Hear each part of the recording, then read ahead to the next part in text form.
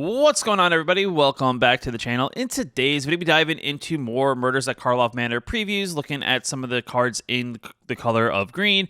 Overall, this set has seemed quite impressive so far. It's definitely going to be kind of interesting to see how these cards will play, actually, once we get our hands on them. With that being said, let's just dive into the video and let's just start talking about the cards. The first card up is going to be Aftermath Analyst. This is a 2-mana 1/3. When it ETBs, you mill 3 cards. And for 4 mana, we can sacrifice it, return all land cards from our graveyard to the battlefield tapped. This one I'm quite interested in. This is kind of something that's going to enable like self-mill strategies that typically Golgari does. And this is going to enable you to get those lands back at some point as they go to the graveyard, which means you kind of get a little bit of mana ramp for 4 mana. Overall, very solid card. Definitely going to be kind of unique for limited play just because sometimes you're not really trying to do a land strategy in your graveyard and trying to return those lands. But definitely not a bad thing to have if you do end up playing this card and lands end up going to the graveyard over the course of the game. But like I said, in terms of constructed, this will definitely see some play in someone who wants to do a strategy where you're milling yourself to kind of get the effects of maybe putting creatures in the graveyard, but in the process you put lands, and then at some point you get all the lands that ended up in the graveyard over the course of the game. Same thing for Commander. I also think this is going to be a card that is going to see play, as there are decks that do want to put lands in the graveyard. You know, they typically play Crucible of Worlds, Conduit of the Worlds, stuff like that, and this is just another card is enabling you to get the lands back that have ended up in the graveyard over the course of the game. Overall, very cool card, definitely very solid. I think for 2 mana, definitely very playable. Also, not a bad blocker as well for 2 mana. It's a 1/3, so decent toughness, though it doesn't have a ton of power. Mostly it's going to be used for that secondary effect of sacrificing it to get all lands back to the battlefield. So overall, cool card. And then let's go on to the next one. The next card up is going to be Airtight Alibi. This is a 3-mana flash enchantment that enchants a creature. When ETBs, you untap the creature. You give it hexproof at the end of turn, and if that creature is suspected, it is no longer suspected. And then it gets a static buff of +2/+2 and can no longer become suspected, which is definitely not a bad card, I think, overall. This is kind of a filler card typically in Limited if you're lacking removal. Maybe play this as a little bit of a combat trick, being able to protect your particular creature, maybe with this spell, or buff it, untapping it, maybe when your opponent attacks, blocking your opponent's creature that they didn't realize they were going to lose, and also giving your creature a little bit of hexproof, and then also the ability to not have it be suspected going forward. Makes this card pretty versatile, I would say, in a format where maybe the suspected could become kind of problematic if it is something that is definitely played in Limited. In terms of other formats, 3 mana is kind of slow. Typically, this is not something you really have to worry about, as there are better ways to kind of give your creature hexproof, indestructible, or even +1/+1 counters or buffs like that for much cheaper than 3 mana. Overall, not a bad card, I would say, like I said, for Limited, but in other formats, probably not going to be played. The next card up is going to be Analyze the Pollen. This is a 1-mana sorcery. As additional cost to cast this spell, you may collect Evidence 8, meaning you exile cards from your graveyard with mana value 8 or greater as you cast the spell, and therefore you collect the evidence. You search your library for a basic land card if you didn't collect evidence. If the evidence was collected, instead search your library for a creature or land card, reveal that card, and put it into your hand. So basically, this is kind of one of those cards you play in the early game in most games, and you'll kind of fix your mana if you're looking for another mana of another color. Definitely not bad there. And as the game goes on, if you draw this maybe like later in the game as your graveyard is filled up, you collect the evidence. Now you can search for maybe a very particular land as it turns off the basic land type, so you can search for any land, or you search for that creature that is going to take over the game. Maybe it's a creature that's going to buff all your other creatures. Thinking like things like in Commander, you like sometimes you're looking for that Craterhoof Behemoth, maybe that kind of card, and therefore it buffs all your other creatures, which essentially that's more than likely to allow you to win on that turn. So in terms of Constructed and Commander, I definitely think this is going to be a card people will probably mess around with. Definitely kind of flexible in that. I know Dig Up was kind of one of those cards that was kind of similar to this. Like you had to play the cleave cost to like allow you to search for kind of a little bit more or anything. So this is definitely another one of those kind of cards. In terms of Limited, I'm going to say if you open this up or pull it or draft it, you're probably going to want to play it just in case you want to play multiple colors to allow you to maybe be a little bit more flexible than just 2 colors, because this card will allow you to search for any basic land early game. And then as the game goes on, it will allow you to search for that one particular answer, maybe to take over the game, maybe buff your creatures, and maybe finish off the game overall. Not a bad card, I think, for 1 mana, and definitely very playable. The next card up is going to be Archdruid's Charm. This is a 3-mana instant speed spell. It has 3 abilities that you choose one of them as you cast it. The first one is you search your library for a creature or land card, reveal it, put it onto the battlefield tapped. If it's a land card, otherwise you put that card into your hand. So basically the land goes on the battlefield, the creature goes to your hand. So that's basically, it's really worded, but that's how the effect works. The secondary effect is put a +1/+1 counter on target creature you control. It deals damage equal to its power to target creature you don't control. So a little bit of a damage spell there. And the last one is you exile target artifact or enchantment. This is kind of a unique card, I would say. This is one of those cards if you open it up in Limited, it's going to be a little bit tougher to play. You really have to be focused on making sure you hit your double 3 green pips to make it very playable. If you're playing multiple colors, if you're playing like 3 or more colors is going to be very hard to pull off very consistently in a limited format. So I would definitely say you're probably not going to want to play more than 2 colors if you end up getting this card in your draft and or sealed. In terms of constructed, I do think this is going to be a card that people will mess around with.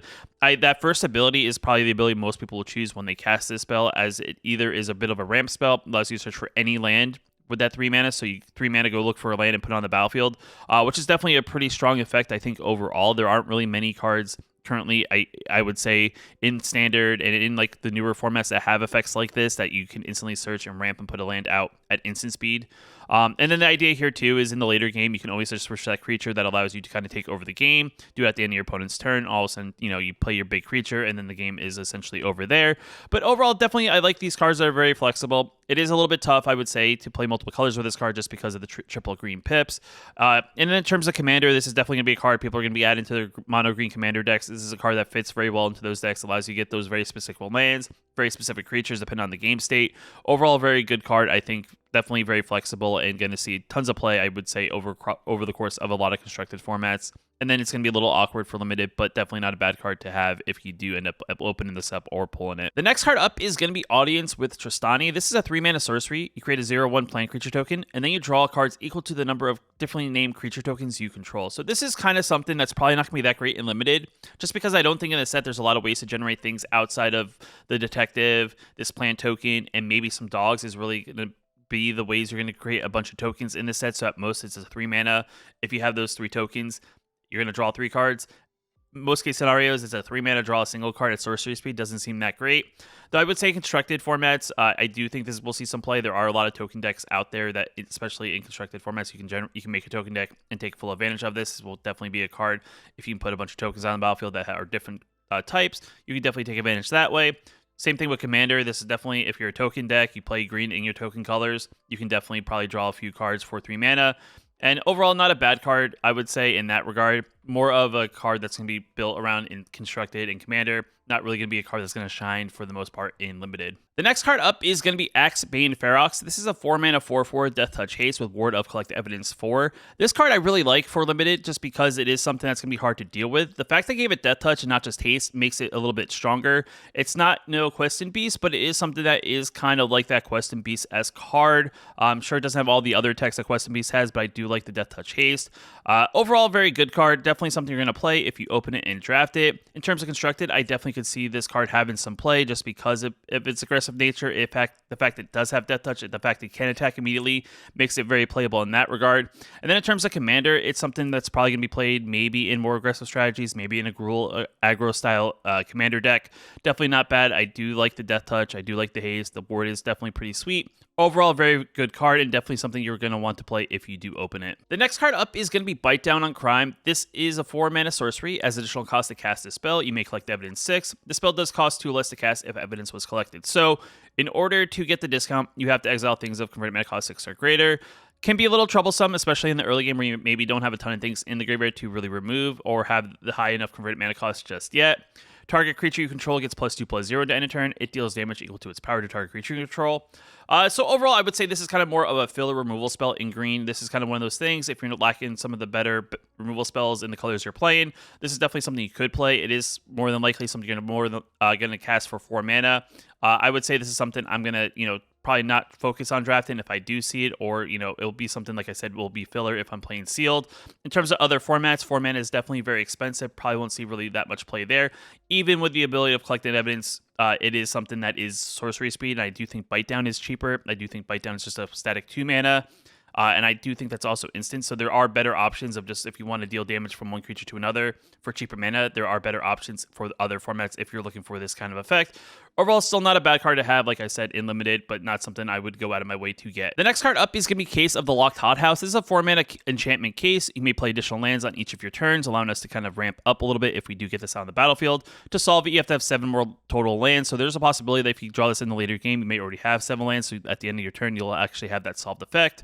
And then once it is solved, you may look at the top card of your library. At any anytime, and then you may play lands, cast creature spells, enchantment spells from the top of your library. I do like this. I do think this is going to be a pretty solid card to have in your drafts and seal, just because it's going to allow you to kind of keep on digging as your hand gets thinner. Maybe you don't have tons of answers, and then the top of your library ends up having your answers. In terms of constructed formats, it's going to be a little bit more tough, I would say, in current standard, really, to see this card seeing a ton of play, just because I think there are better options that immediately get lands out into the battlefield for 4 mana, whereas this one you kind of have to have the additional lands in your hand already, really, to keep the ramp going. But in terms of commander, this is definitely going to be a card that any land strategy deck is probably going to play, just because it is something that helps enable themselves to play those additional lands on their turn. They typically play other effects that allow them to play additional lands, so if they can kind of keep having more ways of getting those additional lands on the battlefield, it's always very good. And then I do think the solved effect is also very solid with the ability to play things off the top of your library, which is definitely very good in that strategy as well. Overall, very solid card, definitely very flexible, definitely going to see plays in formats. It will just be a matter of, will it see play really in like the more constructed like standard formats and stuff like that. Other than that, really good card, and let's move on to the next one. The next card up is going to be Case of the Trampled Garden. This is a 3-mana Case enchantment. When it ETBs, you distribute 2+1/+1 counters among 1 or 2 creatures you control, so either buff something by +2/+2 or 2 creatures by +1/+1. To solve it, creatures you control have total power 8 or greater, meaning that once you get to 8 power or greater, at the end of your turn, you'll solve the case. And then once it is solved, whenever you attack, you get to put a +1/+1 counter on target attacking creature. The creature will gain trample to end a turn. Overall, not a bad card there. This is definitely something that's going to allow you in limited to be very aggressive. This is definitely something I will look out for if I'm in green when it comes to drafting, or if I open it up in my sealed pool if I'm trying to play green. This is definitely going to be one of those cards going to help me enable to get the additional pressure on my opponent by giving my creature trample, which will definitely make it harder for them to block. In terms of constructed play, it's definitely going to be a little bit tougher just because Fight Rigging exists currently in standard. It's definitely something that's probably a little bit better than this card. Maybe you play like a copy of this or 2 alongside of a Fight Rigging deck just to help, benefit those creatures you're making bigger. If they don't have trample, this will enable trample as you get to the solved effect. And then in terms of commander, maybe this is a card that will be played here and there in decks that care about +1/+1 counters, like decks with Harden the Scales, Dublin Season, stuff like that. It's definitely a unique card, definitely kind of a cool card, but definitely I think going to be a shining card in limited for the most part if you end up having it in your deck overall. The next card up is going to be Chalk Outline. This is a 4-mana enchantment. Whenever 1 or more creature cards leave our graveyard, we create a 2/2 white-blue detective creature token, then investigate. This is a very clunky card. It's definitely a very fringe card, or more of a fringe filler card for limited, just because if you're not playing a ton of collect evidence mechanics, this card's really not going to trigger that often, and it's kind of expensive just to even get out with no like added benefit by you casting it, so you don't get any ETB trigger from it when it comes into play. And then in terms of other formats, it's definitely too slow in all formats. I mean, unless there's a commander deck or a deck that focuses on exiling things from graveyards, this really won't see tons of play. It's just very clunky. It's very slow. I would say if this was a little bit cheaper, maybe like 2 mana, 3 mana to kind of get this out, and then you kind of be able to follow it up a lot quicker, is definitely how this card would be a little bit more playable. But in terms of its current converted mana cost, it's definitely not that good at all. The next card up is going to be Colville Ambusher. This is a 5-mana 4/5. When ETBs or is turn face up, target creature blocks this turn of Fable. Early in the game, you can invest in it for 3 mana, and then on turn 5, you can flip it face up. This will allow you to kind of make your opponent have to block with a creature maybe they weren't going to originally block with, just because it's probably their best creature, or it's just something that would die in combat if they decide to block with it.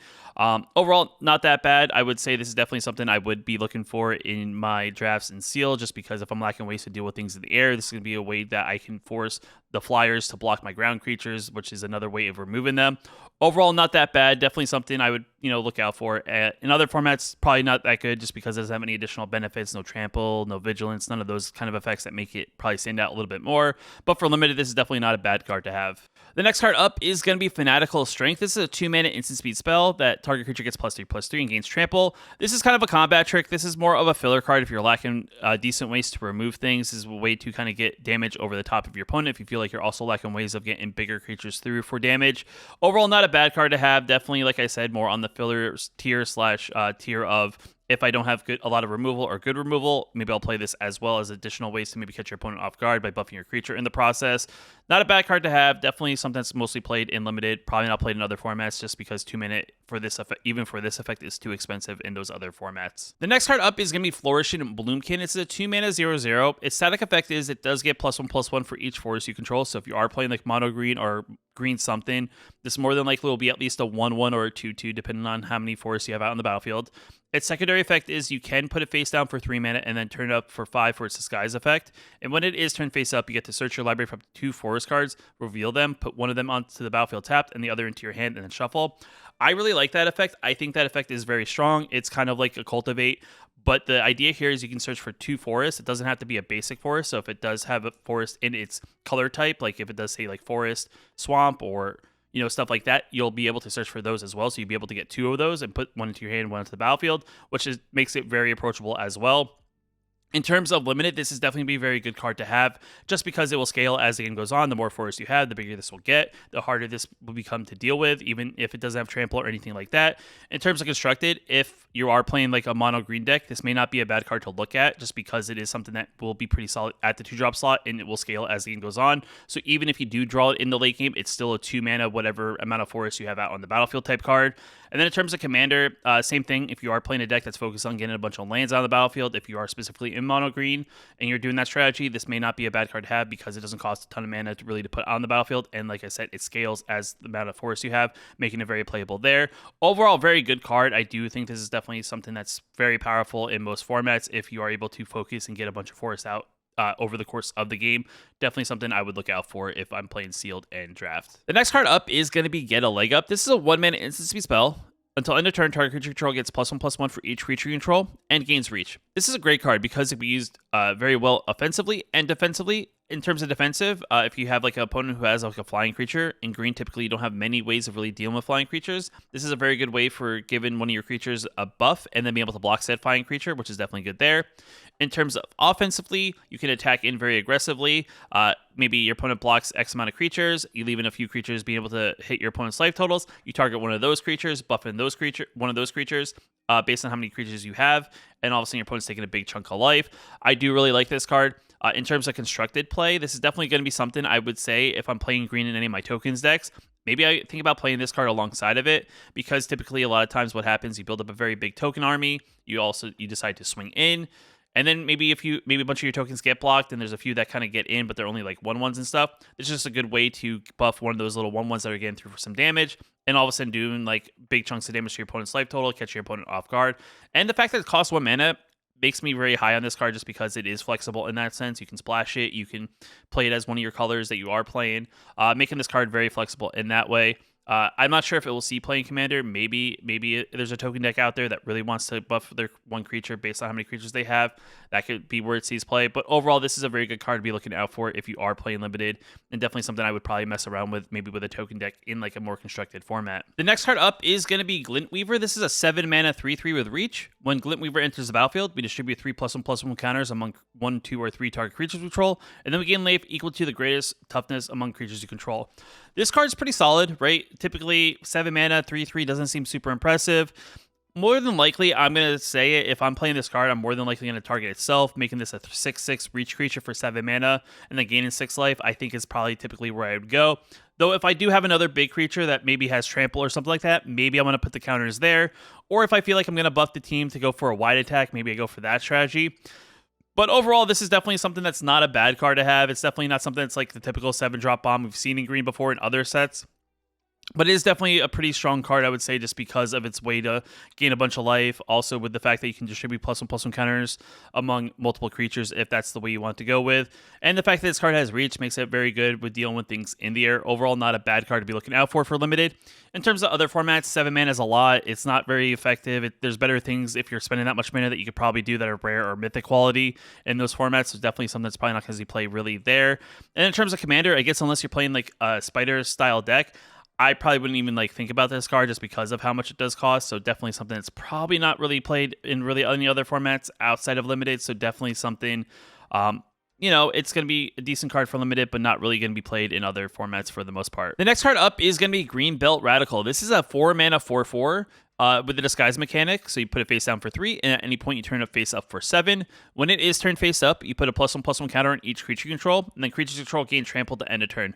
So basically what this card is going to be a way to kind of push through damage. If you start getting to a point of the game where it's kind of like a stalemate, where both opponents have like ground creatures that can block each other evenly. This is going to be a way to enable you to kind of get over the top of those creatures, give them those creatures +1/+1, and then trample is a good way to push through some damage, making your opponent have to make a decision of what they want to block and how they want to block. Overall, not a bad card. I actually really like the fact that it also buffs itself. So in theory, if you think about it, it is a if you do the disguise effect, it turns into a 4/4 or 5/5 with trample for the turn that does get flipped face up. Overall, very good card. Definitely something if you're looking for some sort of way to push additional damage in. This is definitely going to be a card that you're going to want to looking out for, especially if you're playing green. In terms of other formats, probably not the most effective things. I do think in terms of, 7 mana, I think Nissa comes to mind. I think Nissa is just a much better thing that scales based on how many forests you have. So definitely probably a better card overall and definitely has flexibility since it's a Planeswalker. So probably not something that's going to see other play anywhere else, but definitely going to be a good card for limited to help push damage through. The next card up is going to be Hard Hitting Question. This is a 1-mana sorcery. Target creature you control deals damage equal to its power to target creature or Planeswalker you don't control. So this is probably like the best removal spell I think green has from this set. It is 1 mana, which makes it very approachable. It is sorcery speed, so it's a bit slower, but in terms of limited, this is still a very strong card. It's definitely very flexible in the sense that you can choose any creature you control. So if a creature you control has Death Touch, makes it a much better target to use with this effect, just because Death Touch will get rid of creatures. Doesn't get rid of Planeswalkers, so don't worry about that. But being able to target Planeswalkers as well is definitely not that bad.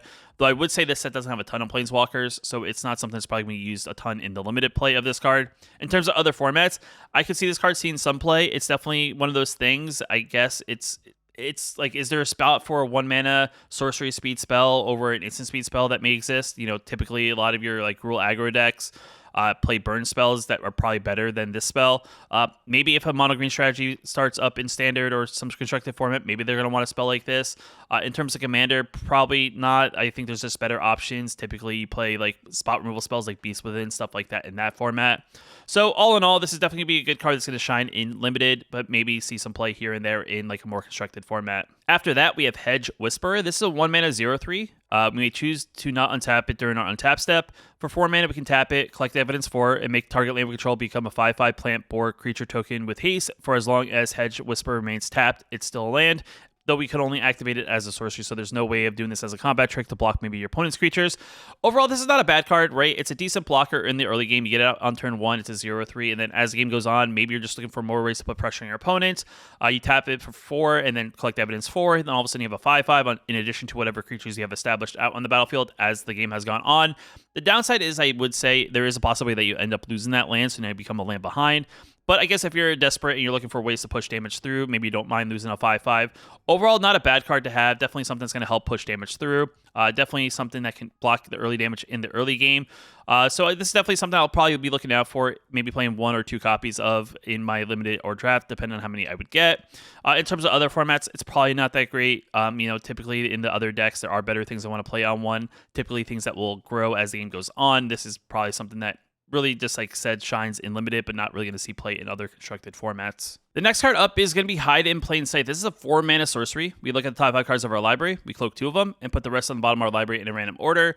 We can turn those cards face up at any given time if they're creature cards based on the convenient mana cost. So it's kind of like the disguise mechanic where you put something face down, and then at some point you turn it face up based on the disguise cost. This in turn we're going to do for its convenient mana cost, which is actually not that bad. I do think this is going to be a very good card for limited, just because you're going to get 2 creatures for possibly, even if they're not creatures, onto the battlefield, which is definitely very good. It helps either create blockers, definitely creates, pressure on your opponent if you decide to use them as attackers. And if they are creatures, you then get the additional benefit of then you get to flip them over at any given time as long as you have the mana to cast them. In terms of other formats, I do think it's going to be something that's not going to shine really, just because it is sorcery. You get to put those cards onto the battlefield during your turn, and then you cross your fingers that your opponent's not going to have a good way to deal with the 2 creatures you just put onto the battlefield before you even get to flip them face up. So it is definitely something that's a little bit, clunky, I would say, in constructed formats, but definitely something that will shine in more of a limited format overall. The next card up is going to be a Killer Among Us. This is a 5-mana enchantment. When it ETBs, we get a human token, a merfolk token, a goblin token. Then we secretly choose human, merfolk, or goblin, and then we can sacrifice it. Reveal the chosen creature type. If a target attacking creature is a chosen type, we get to put 3+1/+1 counters on it, and it gives Death Touch. So this is kind of a very interesting enchantment overall. It's definitely going to put pressure on the battlefield very quickly. This goes very well with the green spell that you draw cards based on the different token types you can do control, but you definitely have to have this card on top of that really to be getting any sort of big advantage out of it. Overall, it's not a bad card. It is a little clunky. It's a little bit slow. It is going to be very clunky, I think, in paper, just because you have to declare the creature type secretly, probably put it on a piece of paper, put it face down underneath it. In Arena, more than likely, you're just going to choose an option. That's going to be perfectly fine. But overall, it's not a bad card. It's okay. It is something that you can play mind games with your opponent. Maybe you attack in with maybe one of the tokens that are not the creature type. By itself, maybe you're attacking into a board state where your opponent be like, why are they attacking? Oh, this must be the creature type. Get that free point of damage in. Definitely not bad in that regard. Overall, it's not a bad card. It's definitely something I'd probably have as a filler card if I'm looking for more ways to put battle creatures on the battlefield. If I'm trying to do ways of maybe getting wide on my opponent, it's definitely not a bad strategy to have.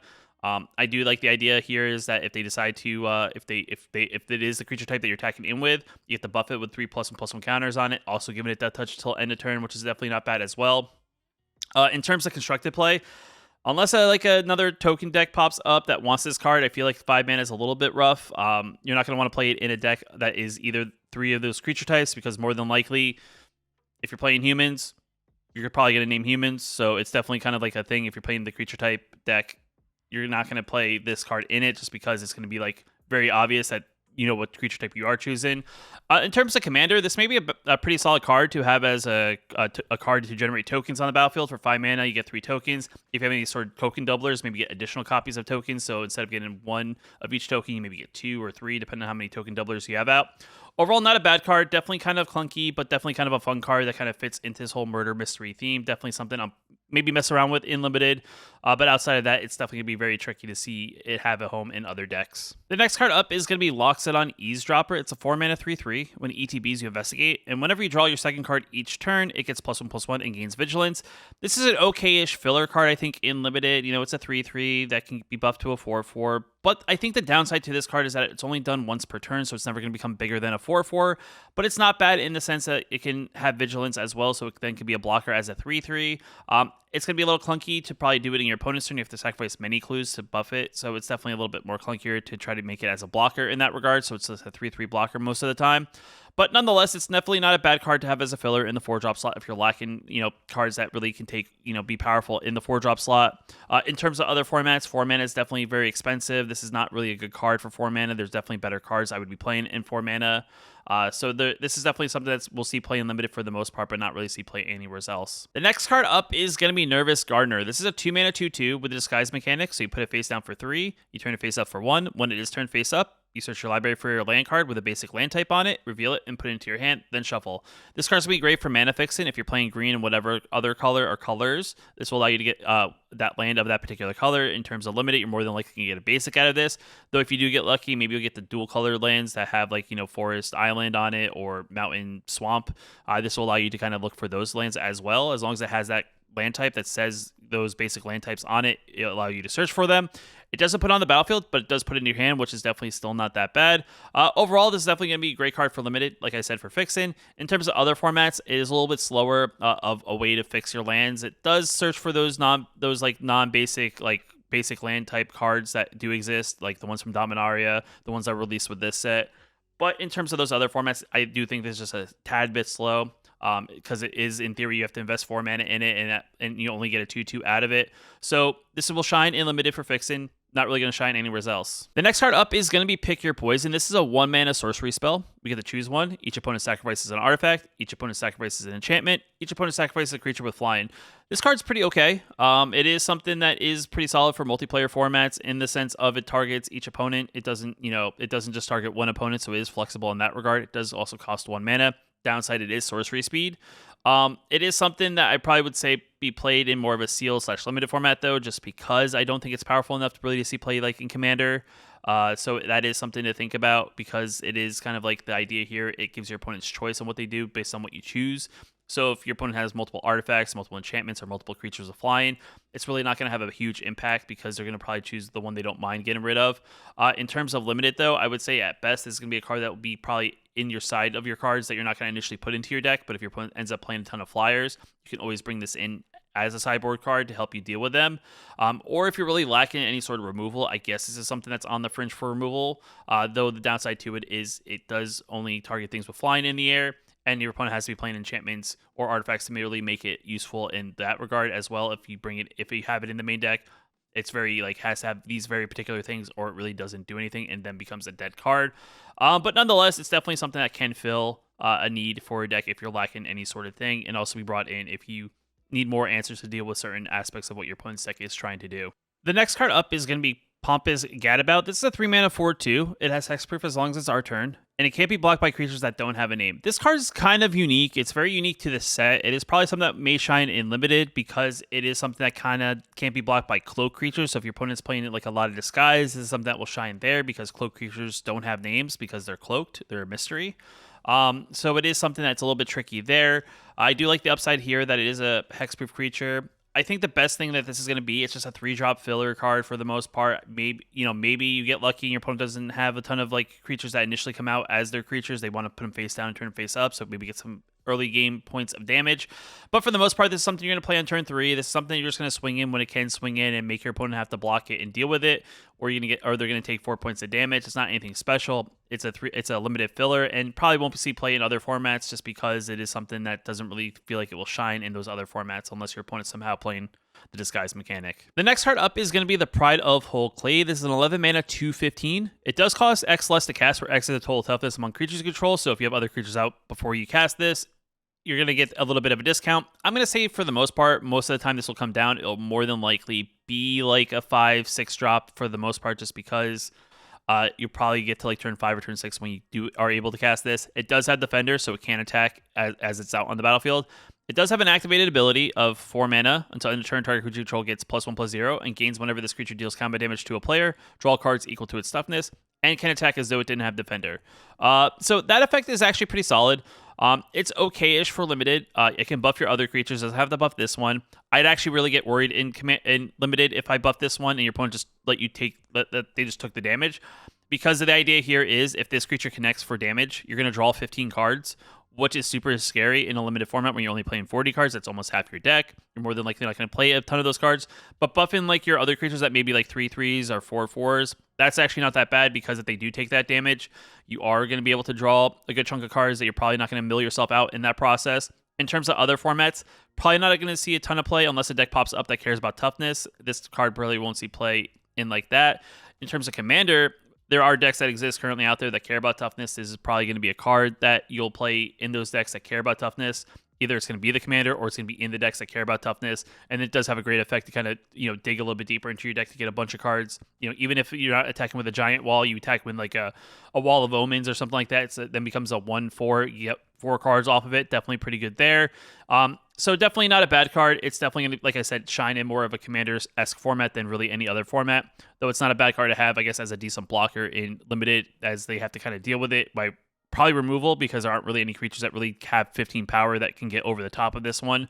But overall, it's a pretty cool card, I would say, for how they created it and whatnot. After that, we have Rope. It's a 1-mana enchantment. Equipped creature has +1/+2, has reach, and can't be blocked by more than one creature. For 2 mana, we can sacrifice it and draw a card and equip it for 3. Yet again, it's another clue. Kind of goes along with the clue card game that they're releasing alongside this set. I do like it overall. Giving a creature reach and making that creature not be able to be blocked by more than one creature gives like maybe any of your trampling creatures a little bit more of an edge. It makes it harder for them to be blocked. Definitely good there. I like the fact that it does have the clue effect there that you can sacrifice to draw a card if you really just needed that additional card draw. 3 equip is a little bit slow. It's probably going to see only play in Limited as like a filler card if you're looking for just ways of dealing with reach. If you don't have a ton of other like means outside of like having creatures already with reach or having a ton of ways of dealing like having removal to deal with said creatures in the air. So this is definitely something I would play as a filler card if I'm lacking with ways of dealing with things in the air. Overall, not a bad card. Definitely kind of a cool thematic card for the set. Definitely something that we'll see play in Limited and not really anywhere else. The next card up is going to be Rubble Belt Maverick. This is a 1-mana 1/1 when ETBs is a fail 2. And for 1 mana, you can exile it from our graveyard, put a +1/+1 counter on target creature, activate only as a sorcery. This card's going to be very solid and Limited. I think 1 mana Surveil 2 is very good. If you play it early, you can fix the top cards of your library. Maybe you have a handful of a decent amount of lands, but you're looking for more answers. You just throw the lands into the graveyard, set your top card of your library, hopefully you draw it into something that's more useful as the game goes on. And its secondary effect is also very good, being able to buff a creature if it ends up leaving the battlefield.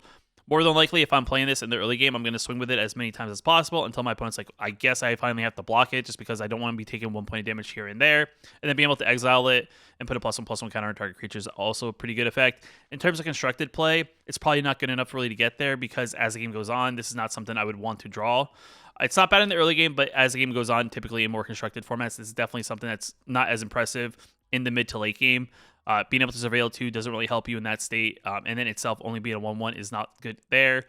So overall, mostly going to be a limited card that I'm going to be playing in my 1-drop slot. Not really going to be a card played in most other decks. The next card up is going to be Sample Collector. This is a 3-mana 2/3. Whenever it attacks, you may collect evidence 3. When you did, put a +1/+1 counter on target creature control. This card's pretty solid. It's a relatively cheaper collect evidence cost. It is something you kind of have to consistently have to really make this card really any good. So you have to think about that when you actually play this card in any of your limited decks. I don't think this is going to be a card that shines in other formats just because I don't think the effect is strong enough. I also think the decks that really want to put things in their graveyards really don't want to be exiling said things. So overall, that's probably the only downside to it to be played in other formats. But in limited, this is definitely going to be a very powerful card. Like I said, you have to just have to be mindful about what you put in the graveyard, what you exile with this card. But all in all, it can at least buff itself to the point of that this card becomes a threat, and then maybe you stop collecting evidence once this becomes like a 4/5 or a 5/6, something like that, and then you either continue collecting evidence and buffing other things, or you just kind of continue to attack and then make them have to deal with this one creature. But this is actually not a bad card, as this card will scale as the game does go on and graveyards start filling up. The next card up is going to be Sharp-Eyed Rookie. This is a 2-mana 2/2 with Vigilance. Whenever a creature enters the battlefield under our control, if its power is greater than Sharp-Eyed Rookie's power, or its toughness is greater than Sharp-Eyed Rookie's toughness, we get to put a +1/+1 counter on Sharp-Eyed Rookie and also Investigate. This is going to be a great card for limited just because it's going to scale as the game goes on. More than likely after you play this card on turn 3 or turn 4, you're going to definitely be playing a bigger creature. And like I said, the only thing that this card really cares about is as long as the power and or toughness is bigger, it will grow. So if you play like a 3/2 on the following turn and then like a 3/4 on your fourth turn, this will at least grow twice. It also then will be attacking probably more than likely because it has Vigilance. And you'll be generating a bunch of clue tokens, which will help you keep your hand full, finding more answers as the game evolves and gets further and further. Definitely going to be really good in limited. In terms of constructed, I do think this will also see play, as it's definitely not a bad 2-drop. I do think having Vigilance is also very solid in like the more aggressive matchups, even if you're an aggro deck, even though it doesn't have haste. The fact that it has Vigilance that it can stay back on defense after it attacks is always very good. And the fact that in aggro matchups, you probably are playing creatures that will help scale this card even larger, which definitely makes this card that much better. Overall, very, very happy about this card. It's definitely very good. It's also great that if you can play multiple creatures, you can grow this card multiple times in the same turn. It's not one of those things that only happens once per turn, so definitely good that they didn't actually include that ruling on this card, so definitely happy about that. Overall, I'm going to say this is going to be a card you're going to want to look out for, probably something that you want to grab in your collection, whether it's physical and or digital. Definitely going to be a good card. The next card up is going to be Slime Against Humanity. This is a 3-mana sorcery. You create a 0/0 ooze creature token with trample. You put X +1/+1 counters on it, where X is 2 plus the total number of cards you own in exile in your graveyard that are oozes and or named Slime Against Humanity, and then any deck can have any number of cards named Slime Against Humanity in it. This is one of those fun gimmicky kind of cards that Wizards does every now and then. It's kind of like Dragon's Approach, stuff like that. You can have as many copies of it in your deck. You can build a deck specifically just playing this card only, solely being like the way to kind of win the game. You just slowly build a ooze army, and then they start getting bigger and bigger and bigger.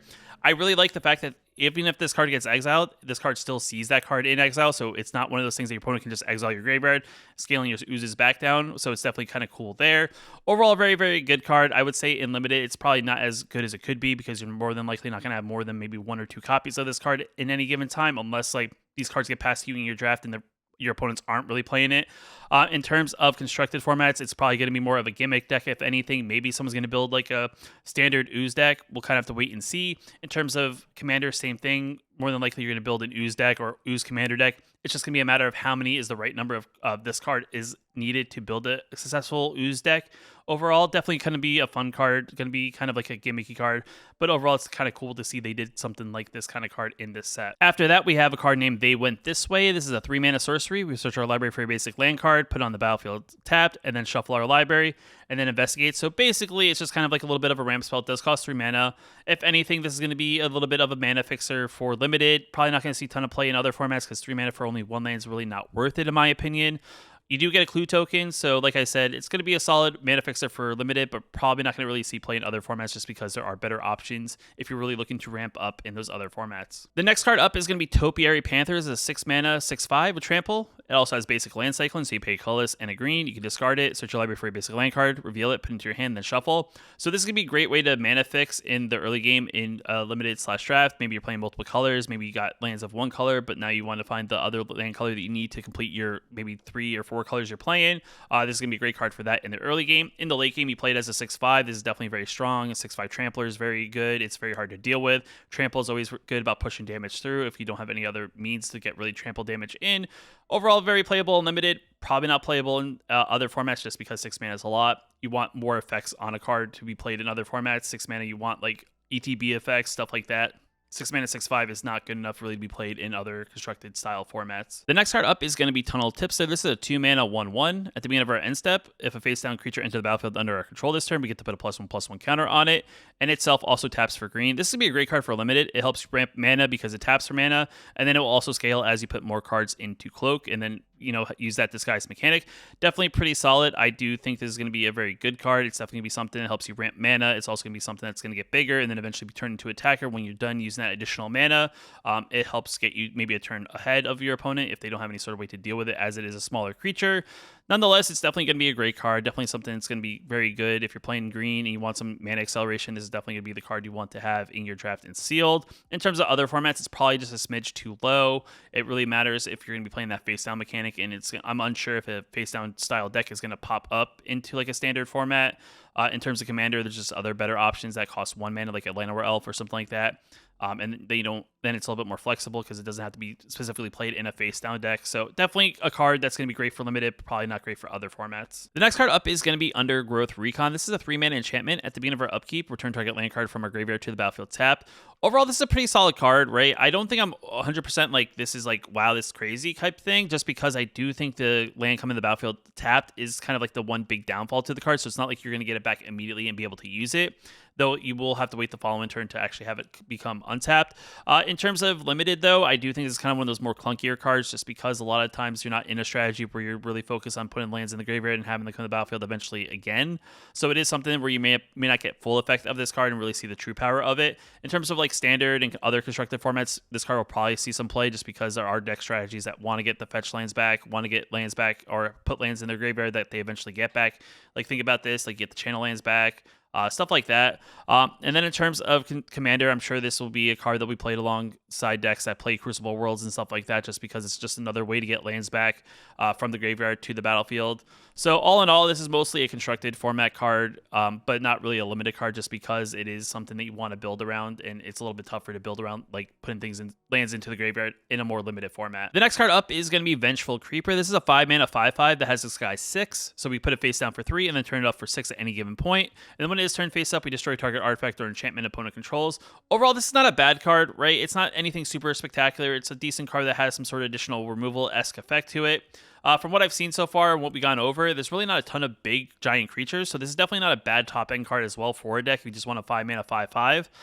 Doesn't have trample, doesn't have reach, doesn't have any sort of additional effects. It does just have that ability that if you put it face down, you can turn it face up and destroy an artifact or enchantment if you feel like your opponent has something you want to get rid of. And then most of the time, you're just going to mostly play this as a 5/5 if not. So overall, not a bad card to have. Definitely a good solid filler card for the top end of any green deck or any deck that's playing green and limited.